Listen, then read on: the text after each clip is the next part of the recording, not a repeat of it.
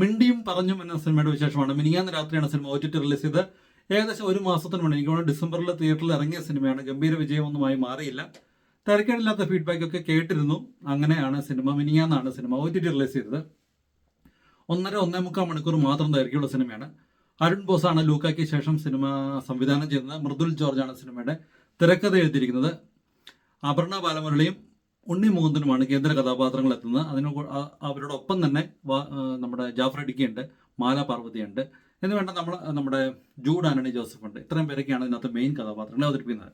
Cinema എങ്ങനെ ഉണ്ടായിരുന്നു ചോദിച്ചാൽ ഒറ്റ വാക്കിൽ എനിക്ക് ഒരു ആവറേജ് ശരാശരി ആയിട്ടുള്ള ഒരു സിനിമയായിട്ടാണ് മാത്രമാണ് ഇത് അനുഭവപ്പെട്ടത്. ഭയങ്കര വലിയ സൂപ്പറായിട്ടൊന്നും എനിക്ക് ഫീൽ ചെയ്തില്ല.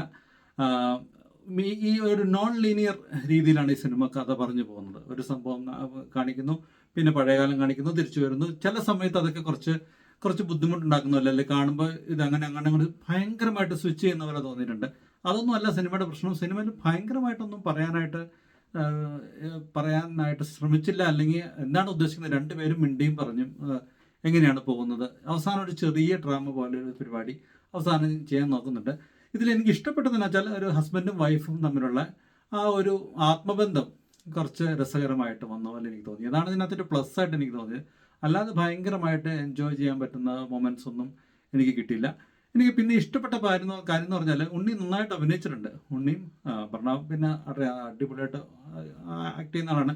ഉണ്ണി മോശമെന്നല്ല, ഉണ്ണി അടിപൊളിയായിട്ട് നല്ല രസമായിട്ട് നല്ല കൺവിൻസിങ് ആയിട്ട് റോൾ ചെയ്തു. അപർണ നന്നായിട്ട് ചെയ്തു. ജാഫർ ഇടുക്കിയും കൊള്ളായിരുന്നു. ജാഫർ ഇടുക്കിയുടെ ആ ഒരു ഏതോ ഒരു പർട്ടിക്കുലർ സീനിൽ ജാഫറിന്റെ ആ ഒരു മുഖത്തെ എക്സ്പ്രഷൻസ് ഒക്കെ നല്ല രസമായിരുന്നു. നല്ല കൺവിൻസിങ് ആയിട്ട് റോൾ ചെയ്തു.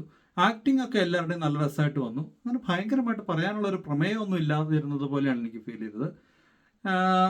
ജസ്റ്റ് കണ്ടിരിക്കാവുന്ന ഒരു സിനിമ ആണെങ്കിലും ഭയങ്കരമായിട്ട് മസ്റ്റ് വാച്ച് എന്നൊന്നും പറഞ്ഞ് റെക്കമെൻഡ് ചെയ്യാൻ സാധിക്കാത്ത ഒരു സിനിമയാണ് എന്നെ സംബന്ധിച്ച്.